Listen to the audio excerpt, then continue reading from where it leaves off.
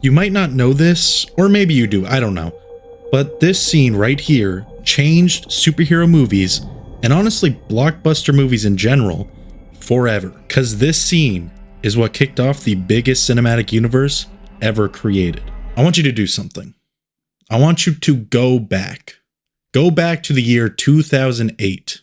The Big Bang Theory was just finishing off its first season, High School Musical 3 just wowed audiences, and more importantly, Marvel Studios just released their first feature film in a series of connected films they deemed the Marvel Cinematic Universe. So what I've decided to do here is review all of the MCU movies, or at least the ones I haven't seen yet or haven't reviewed. I'm going to review them all in 3 parts. The first one's going to be every Phase 1 movie, the second one's going to be every Phase 2 movie, the third one's going to be every phase. You get where I'm going. 3 parts, 3 phases. This is Phase 1. Honestly, reviewing all of these ones, like I've seen all of them as a kid, and now I'm 22.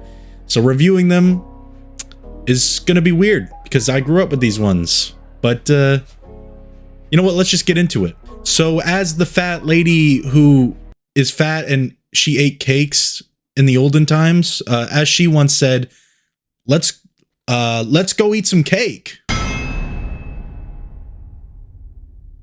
Back in the day when I was but a wee man, I used to love Iron Man 1. Watching it now all these years later, I gotta say, it's honestly still pretty good. One thing that I've always thought about Jon Favreau is that his direction and his shot choices never really popped for me, but his storytelling was always unmatched. This movie is not different. Don't get me wrong, there are really well-directed scenes, like the scene where Tony is testing out Mark II, or the scene where he goes to the Middle East to help those people and a tank shoots at him and he fires back and walks away as it explodes. I mean, that's just iconic. But I think the story and the themes are the one thing that Favreau just nails in this movie. This is a movie about power. Tony Stark owns a weapon company, making him one of the most powerful men in the world. Once he sees that his weapons have gone into the hands of the enemy, he attempts to even that power. Once Tony escapes, he realizes that as long as he is making weapons,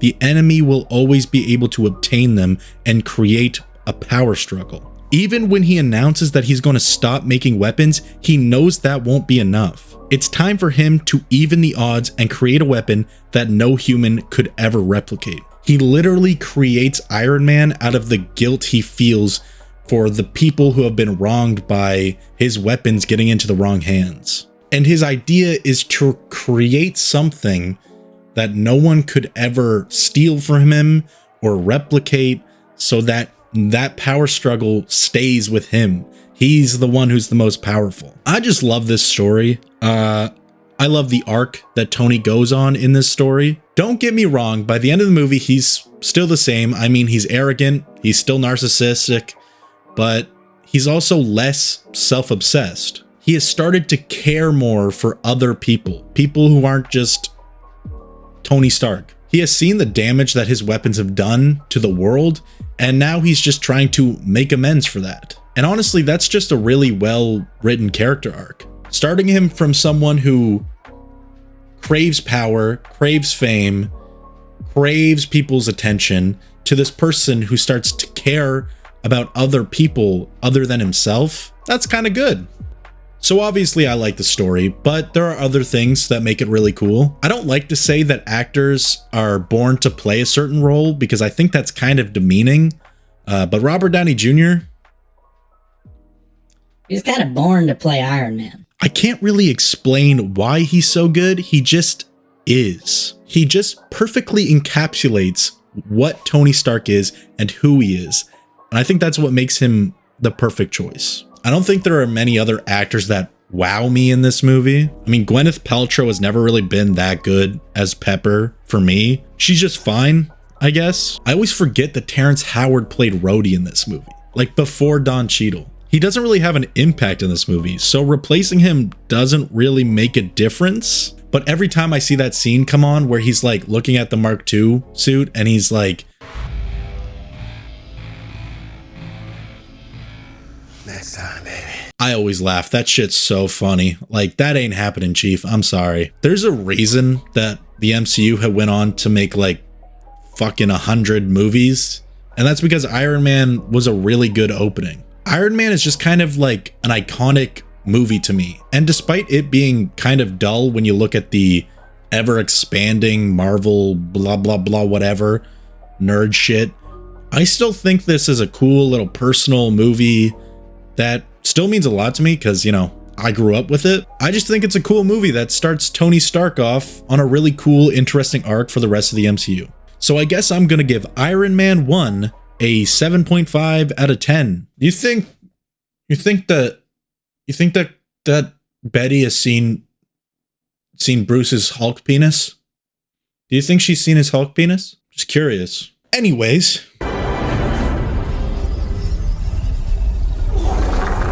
nowadays I see people talking about how great The Incredible Hulk is, but honestly for me it's just kind of boring. Not only do I think it's a boring movie, I also think it's a bad movie. First of all, this movie doesn't give us the origin story of how Hulk became Hulk.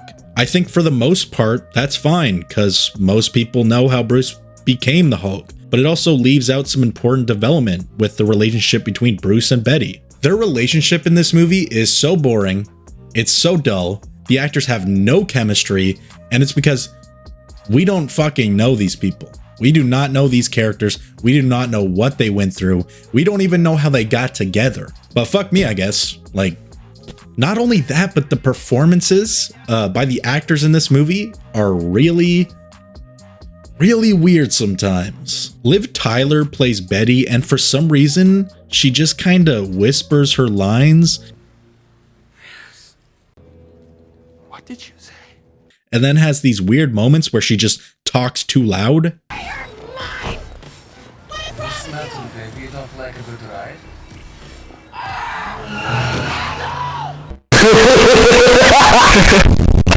As for Edward Norton, I never really bought him as Bruce Banner, but I think a lot of it has to do with the writing. Bruce doesn't feel like a fully realized character. He's not really the Bruce Banner that I recognize from the comics or even the cartoons I watched as a kid. He doesn't really have a personality in this movie. He shows traits of like heroism and humility, but like, I guess I just wanted more of a character study on Bruce and the Hulk. Because Bruce is probably one of the most interesting characters in like comics and like cartoons. And I know I sound like a fucking nerd right there, but he actually is. And he's never really written that well in any of these movies, like any of them. A lot of people go on about the final battle and how cool it is. Yeah, you might hate this movie, Spencer, but the fight scene is so cool. I mean, Hulk does the clap thing where he says Hulk smash at the end. I mean, it just looks so cool. Yeah, I know. Okay, everyone tells me it looks cool, but like, those things are only a part of what make a fight cool. First of all, I barely know who the Abomination is, and his only motivation is that he just wants to beat the Hulk. Like, can we come up with something a little more creative than just bad guy wants to fight big green guy? And the other thing is, I don't give a shit about any of these characters. Like, if Hulk lost and Betty died, I probably wouldn't have felt anything because like I said, we barely know them. Second of all, the CG in this movie has not aged all that well. I don't know what it is, but something about it just kind of reminds me of like a PS3, like early PS3 video game. Like, it's not bad by any means, but it's just noticeable, if that makes any sense. It's been like 15 years and the MCU still has some pretty shitty effects sometimes, so like, maybe nothing's really changed that much. I don't like this movie very much, just plain and simple. I don't think that the Hulk has been done well in like any movie except maybe like Ang Lee's Hulk, Thor Ragnarok, and the Avengers. Like, this movie's just so bland and so boring and so basic, and there's not much to say about it. Like, I guess I could say the cinematography is pretty cool. Oh my god, the music. Wait, no, the music. The music is so good in this one. Okay, the music is good.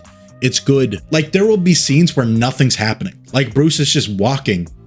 Like, nothing's happening on screen. But my man, oh my god, my man Craig Armstrong just decides to pop off for no reason. But yeah, I can't keep talking about this movie because it's just so boring. So I'm going to give The Incredible Hulk a 3 out of 10. I don't like it, and I want to move on to a better movie, okay? God damn it, this one sucks too. I don't think anyone's going to be super surprised when I say that this movie kind of sucks. When Iron Man 1 came out, everyone was talking about how good it was and how it changed superhero movies. So people like myself were really hyped to see Iron Man 2. So then it came out and it was just basically a wet fart. I think what holds this movie back is its story. The story is kind of all over the place. This is supposed to be a adaptation of the Demon in a Bottle comic arc. I actually made a video about how this movie was supposed to be entirely different and it was supposed to be really good. So if you want to see that video, I'll leave the link in the description or something, but go watch that. I explain everything there. Basically, Jon Favreau wanted Tony to be kind of traumatized by the fact that he made one of the most dangerous weapons of all time, and he would start drinking to try to forget about the damages that he has done by making something so powerful. That sounds awesome, right? Too bad we got this shit. And I get asked most often is, Tony, how do you go to the bathroom in the suit? Just like that. I've mentioned this before in my other video I made about Iron Man 2, but I'll say it again.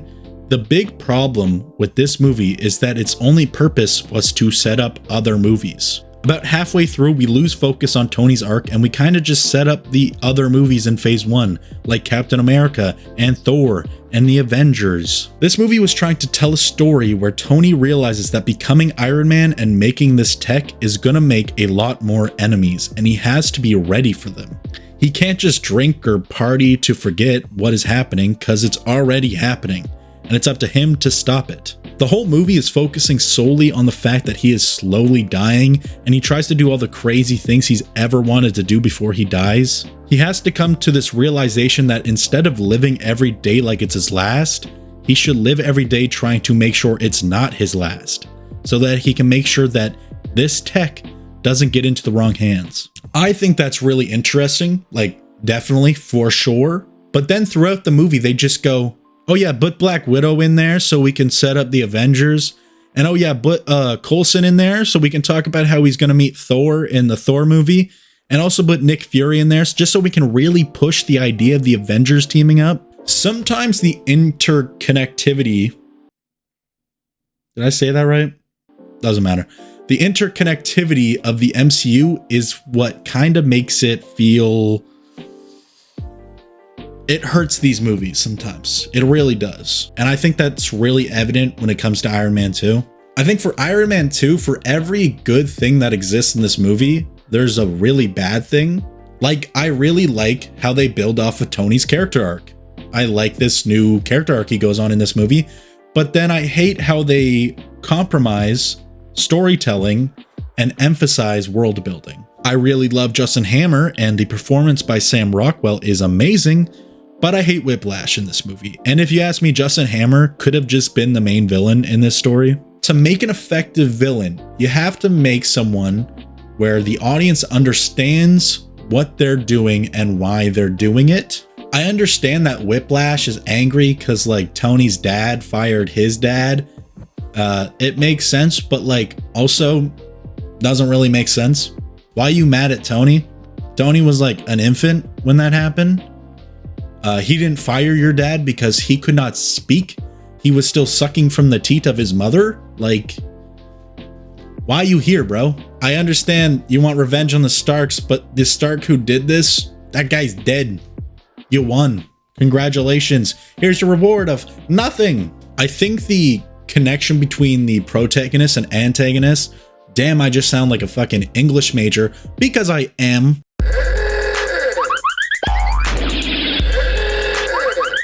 Okay. Anyways, that connection is really important in a superhero movie. In Spider-Man 2, both Doc Ock and Peter have a close connection that makes you actually care when Peter and him have to fight. And at the end of the movie, Peter's able to bring Otto back from the dark by talking to him as Peter. You see that? The connection between the villain and the hero, it's cool. It works. It makes it more interesting in this one. But in Iron Man 2, there isn't that connection. Whiplash and Tony, who the fuck is Whiplash's real name?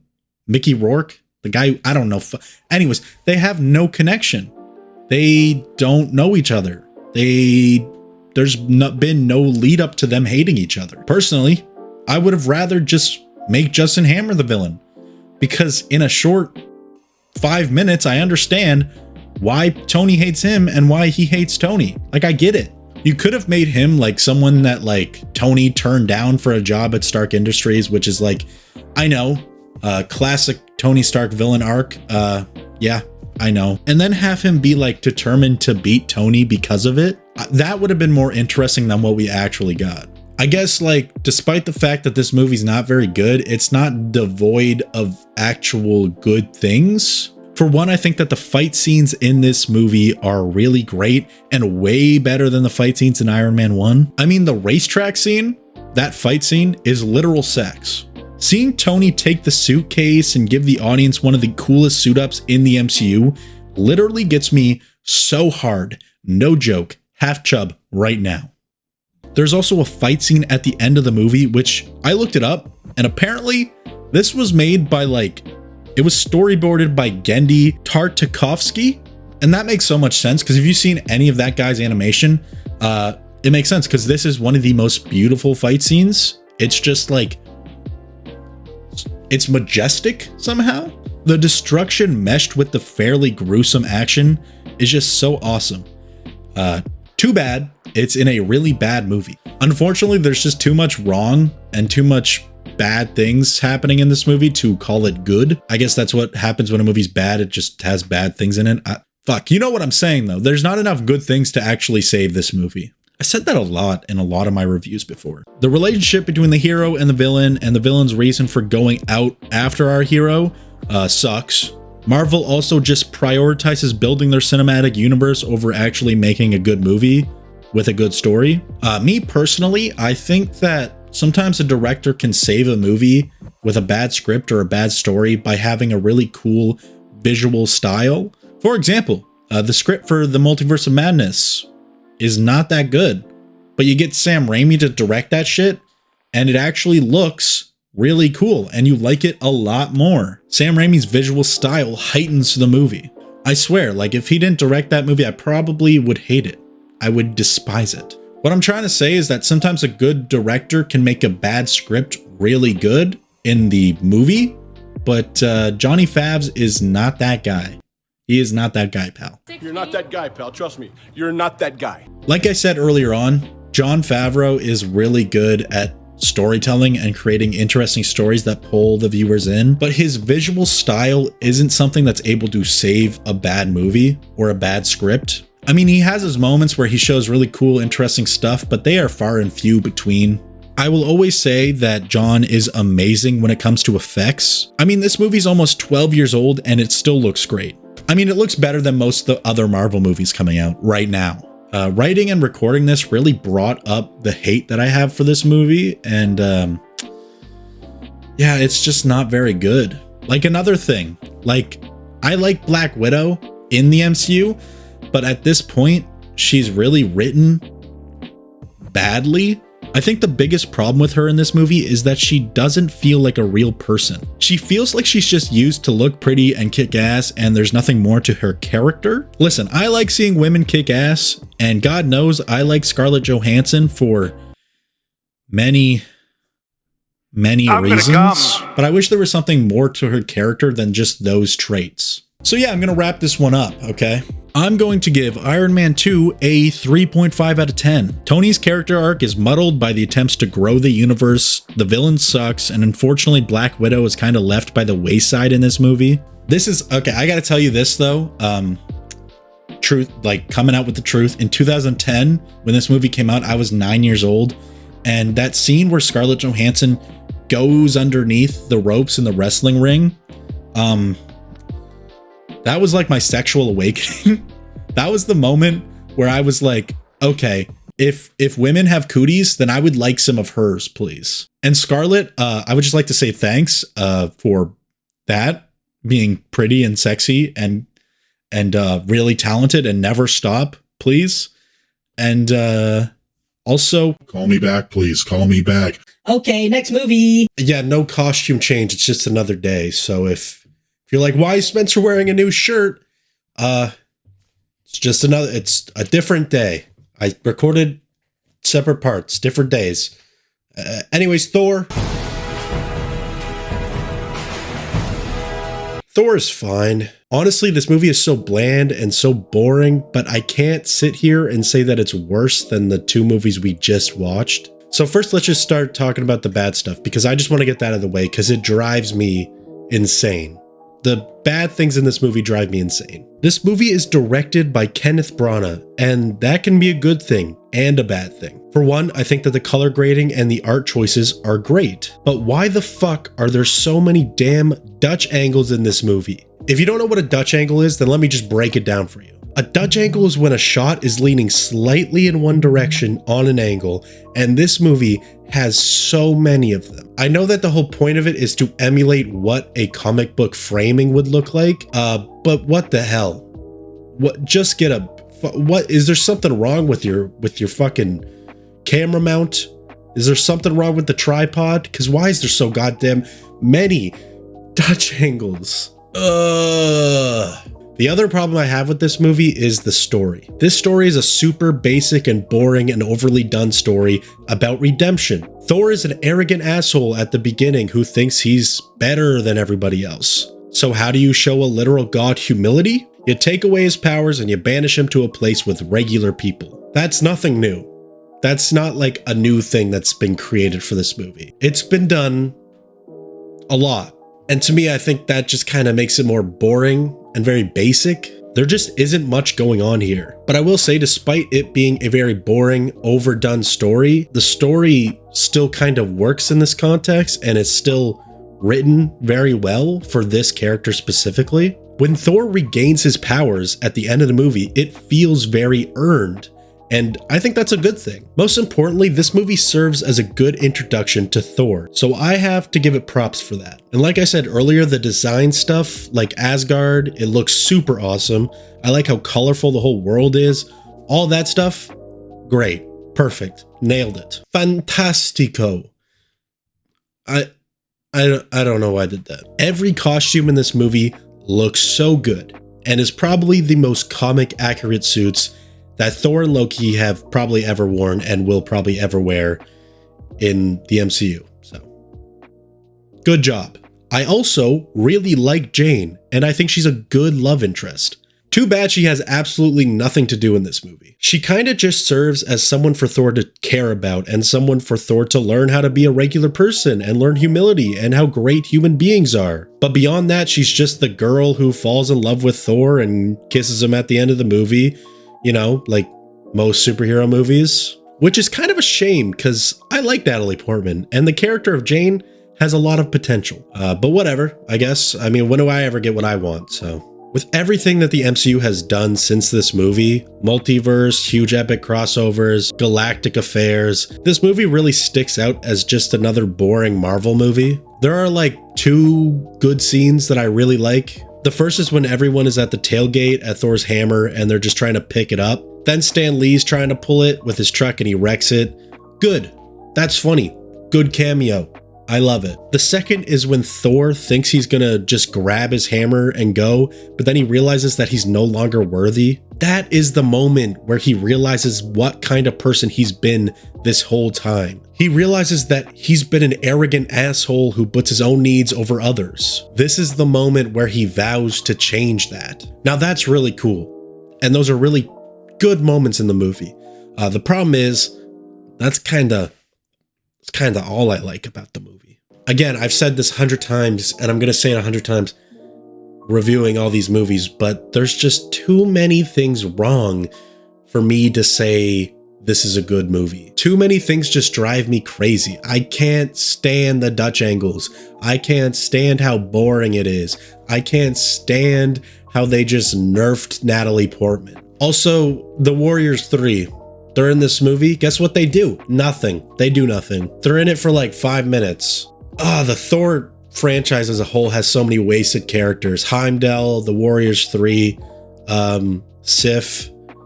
So many good characters flushed down the toilet with a big old burrito dump taken right on top of them. But whatever. I mean, it's fine, I guess. It's a fine movie. You know what? Let's just cut it here and give Thor a 6 out of 10. Yeah, that one was not fun. Mostly because it's just very boring. Nothing wrong with it. Just a really boring movie. So, like, let's just move on, hopefully to a better movie. You know, if they ever want to remake Captain America, but they want to get a schlubby dude to stand in for the big hunk and, like, paste their face all over it, I can do that. I can be that guy. Marvel, get in contact with me. You want to put Chris Evans' face on me? Let's go. Let's do it. Captain America, the First Avenger definitely is not a perfect movie.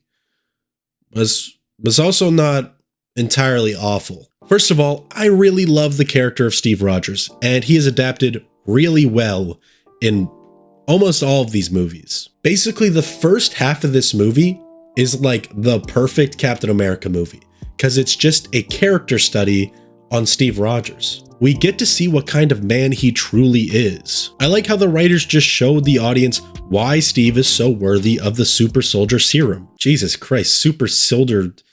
Say that 5 times fast. Super soldier serum. Super. Fuck. What am I doing? What am I doing? Get back to focus. Steve is an incredibly kind person who is always thinking of others, and the movie shows us this. One of the best scenes, hands down, is when Tommy Lee Jones throws the dummy grenade to prove to the doctor that Steve isn't fit for the super soldier serum, and then Steve just jumps on it. In that scene right there, you just immediately understand what kind of man Steve Rogers is. In one scene, like 5 minutes of screen time, you are able to perfectly show who this character is. Why couldn't Captain Marvel do that? Why can't they do that? Shitty ass movie. Anyways, we'll get to that one. I'm gonna save my anger.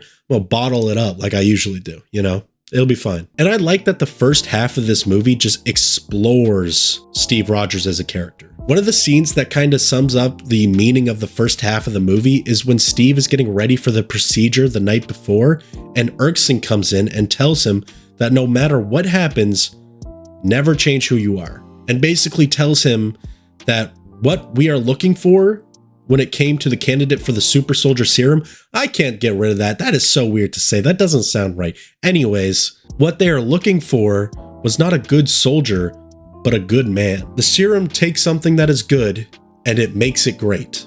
That's the purpose. But it can also take something that's bad and make it worse. Steve was such a good person that the serum made him even greater. And then Red Skull reflects the opposite of that. He is a terrible guy and the serum makes him even worse. I really like the comparison between Red Skull and Steve. Red Skull gets these powers and he sees himself as someone to be bowed down to, like a god. But when Steve gets it, he immediately thinks of ways that he can help people with it. That's literally all he wants to do. The scene where he goes to save all those men who were captured, it's just...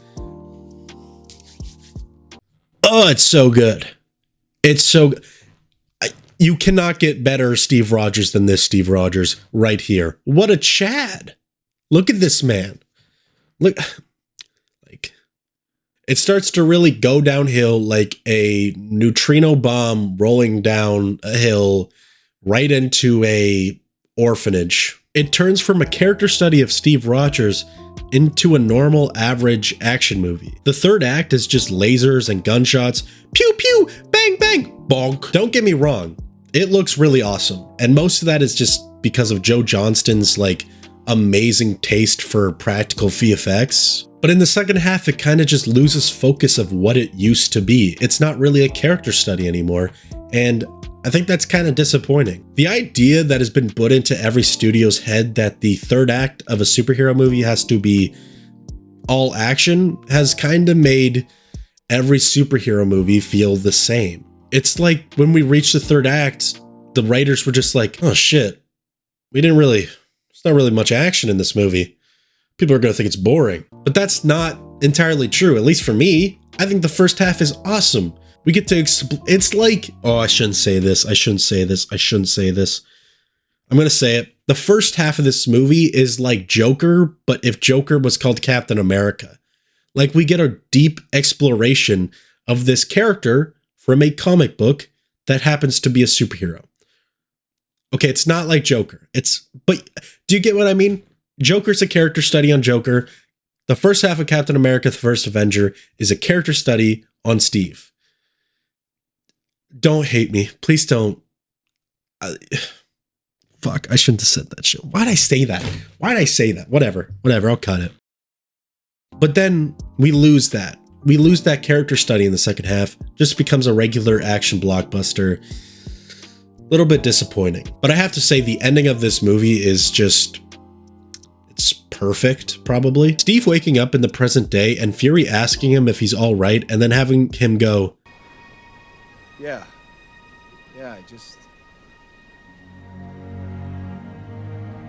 I had a date. then cut to black. Oh my God, man, that is so good. That ending is so good, dude. And just such an impactful ending. You feel it. And it's probably one of the best endings in an MCU movie, hands down. Right now, though, let me bring you back to Joe Johnston's direction for this movie. I actually really like his vision. I think this movie really feels like a 40s comic come to life, and the movie just feels like a true period piece, but with some campiness of the 40s comic books. I just love that shit, bro. I'm probably gonna say this a lot through this first part of this like 3-part series, but Phase 1 of Marvel really feels like the most experimental phase they've ever done. All these movies feel like experiments, like they're studying what people will actually like. And this one just feels so good. Like it has so much heart put into it. It feels like someone made it. Someone put their heart and soul to make this movie. That's pretty cool. I think that Joe Johnston's vision really fits in this movie, and it really makes that 40s comic book feel come to life on screen for us. Okay, I'm gonna wrap this one up and give Captain America, the First Avenger, a 6 out of 10. Like I said, it's not that bad. It's not that great either. The first half is an amazing character study on Steve Rogers. The second half, normal average blockbuster stuff. And like, if you're a fan of that, you might like it. You'll probably like that half more than the first half. But like, me personally, I like it when we get to see who Steve Rogers is. But yeah, decent movie, I guess. It was fine. Let's move on. Hopefully to something better. Last movie, bitches. Let's get it.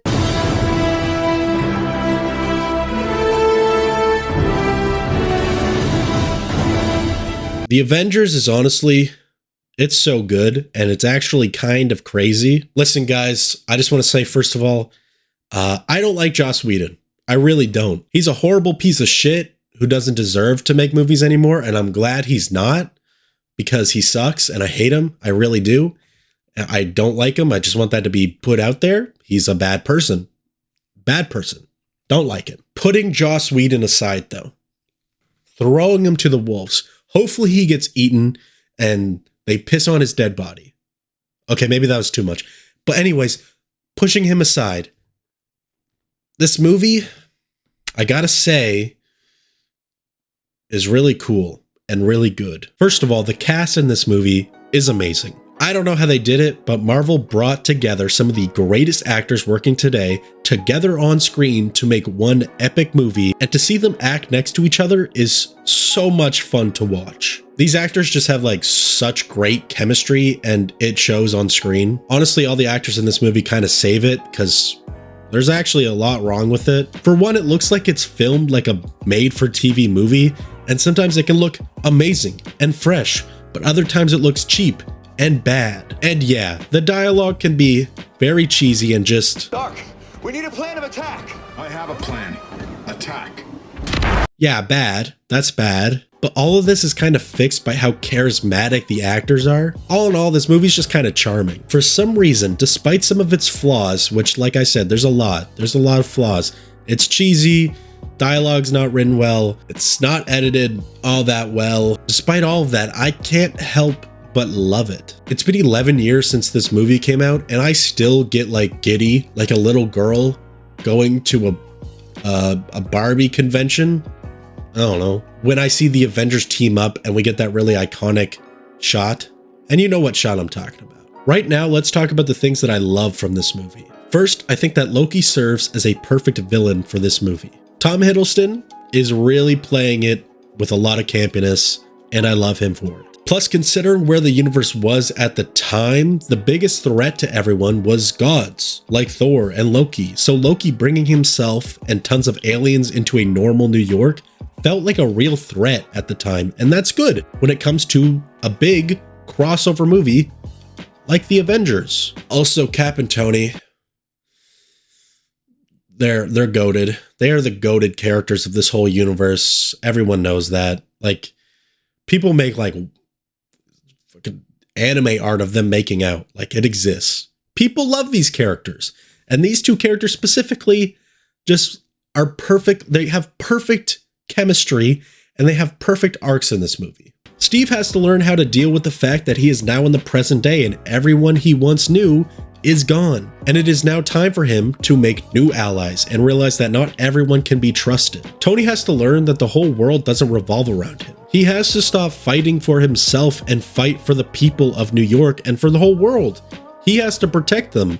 And the 5 other people in this group, they are in on that. They also have to stand up just like him. As for some of the other characters, I think they're fine. Obviously, this is more of the Cap Tony movie, even though it says Avengers and they're all on the cover. It's mostly just about Cap and Tony for this whole entire, like,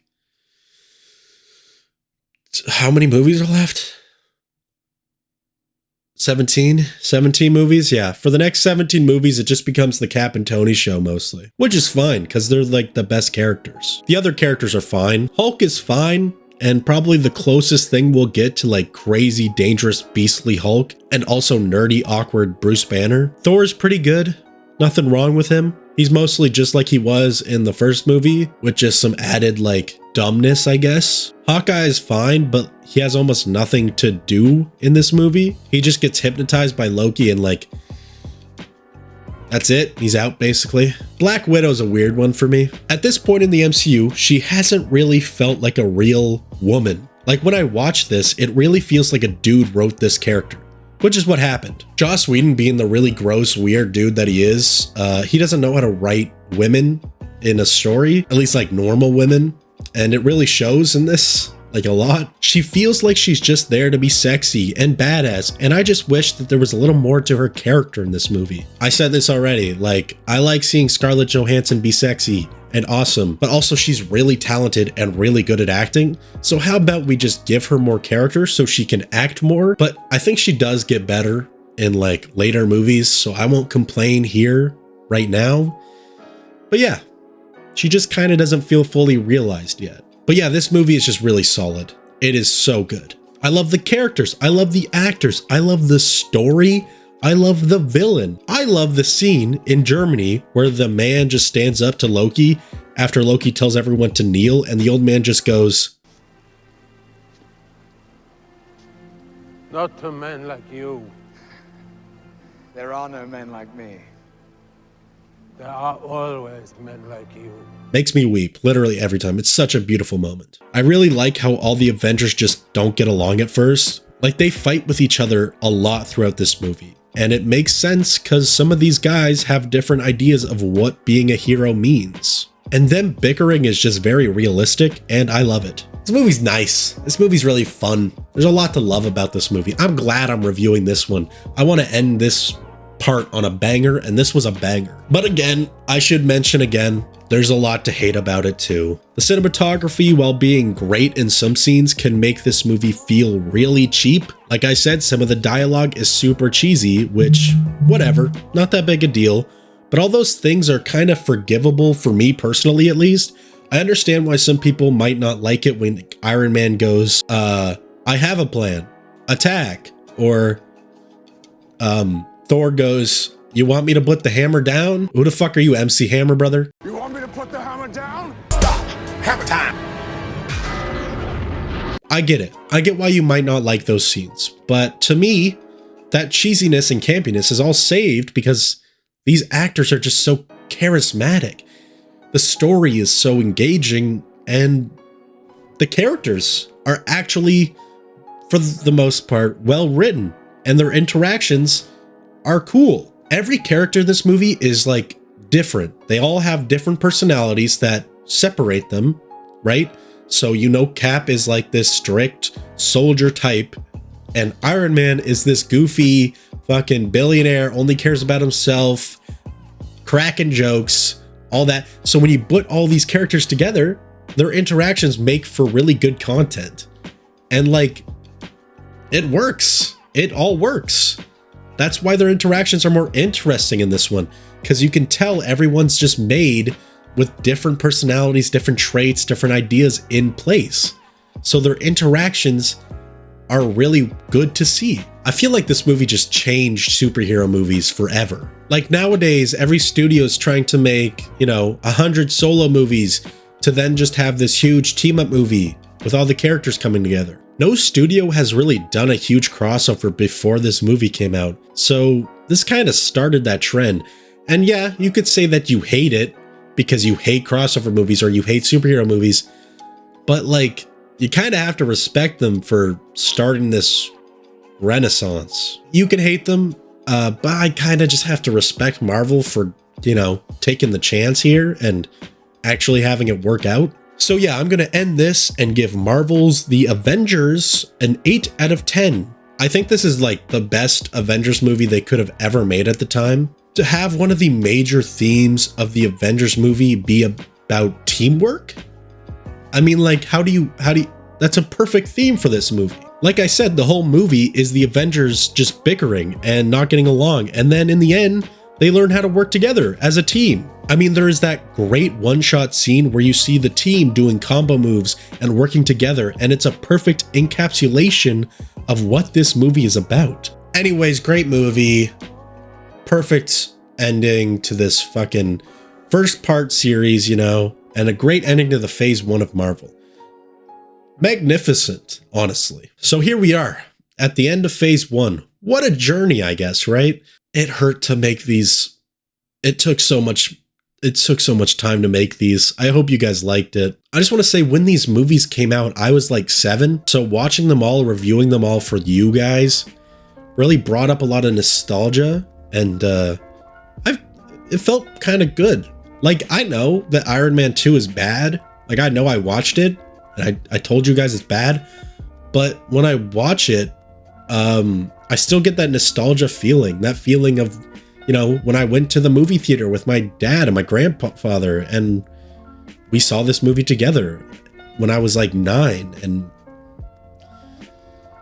it's kind of cool. It's good to get that, like, good feeling again, I guess. Nostalgia, right? It makes you feel good. But since all these movies started, I always go with my mom, my dad, my brother, my grandfather. We all go see Marvel movies, like, every time they come out, even when I think they're going to be bad. And like, I know that I say a lot of the Marvel stuff is really mid, but like, some of it is great. Some of it is genuinely great stuff. And I'm actually excited to get to phase 2 and phase 3, because I know there's movies in there that I would deem as like perfect Marvel movies. So weirdly enough, despite how much time it took me to make all these, I'm excited to get to phase 2 and phase 3. They're going to take me so long to make. Holy moly. This video really took a lot out of me. It's taken almost a year to like completely make this one video for this 3-part series.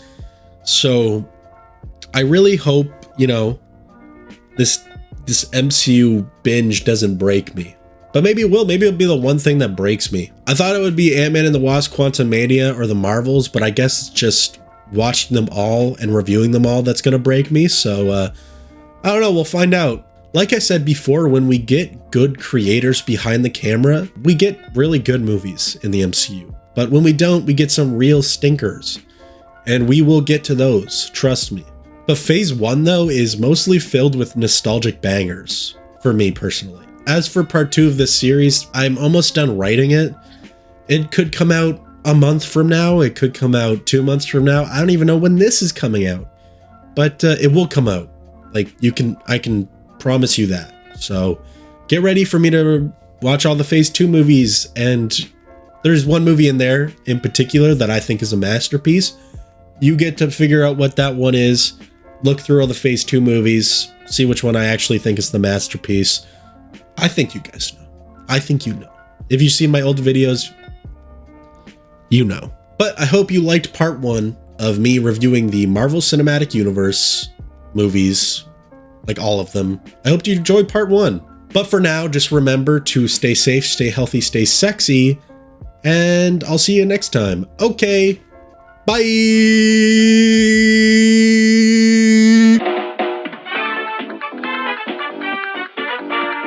Reach this fuck, eat 'em up, eat 'em up, eat 'em up.